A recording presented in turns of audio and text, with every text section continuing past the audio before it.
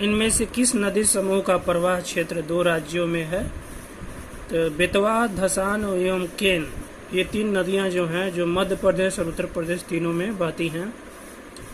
इनमें कौन सा युग्म सही सुमेलित नहीं है? अनाज प्रमुख उत्पादक जिले, तो धान जो है वो मध्य प्रदेश में बहुत कम होता है। शाजापुर, आगर मालवा, ये जो क्षेत्र हैं यहाँ पे बरसात कम होती है, तो धान के लिए जल्दी पानी चाहिए, ज़्यादा पानी चाहिए, तो ये शाजापुर आगर मालवा जो सुमेलित नहीं है। घाना तट पर सोने के समृद्ध प्लेसर निक्षेप की उपस्थिति और इस क्षेत्र में स्रोत चट्टान की पूर्णतः अनुपस्थिति है। सोने की सिराएं ब्राजील में है। घाना के स्वर्ण भंडार ब्राजील के पठार से निकले हैं। ये जो महाद्वीपों का जो पहले जो मिलन था अब अलग अलग हैं।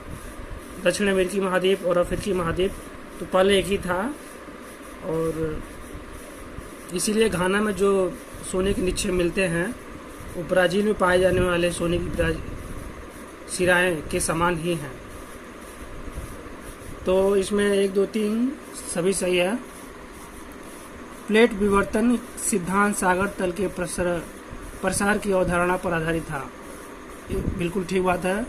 प्लेट शब्द का प्रयोग सर्वप्रथम कनाडा के जेटी विल्सन ने 1962 में किया था। इनको टूजो विल्सन भी कहते हैं। और मैकेंजी और पार्कर ने 1967 में यूलर के ज्यामितीय प्रमेय के आधार पर प्लेट की गति की व्याख्या की थी। 1, 2, 3 तीनों सही है। सूची 1 को सूची 2 से सुमेलित करना है। सूची 1 में सिंचाई परियोजना है, सूची 2 में नदी बेसिन है।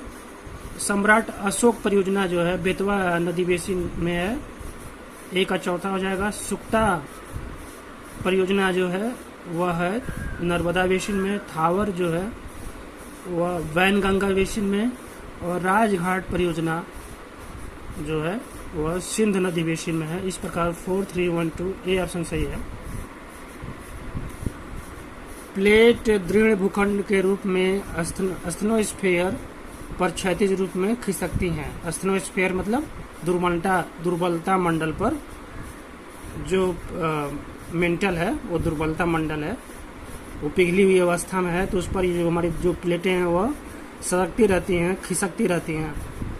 प्लेट विवर्तन की अवधारणा के अनुसार प्लेट खिसकती हैं, केवल महाद्वीप नहीं।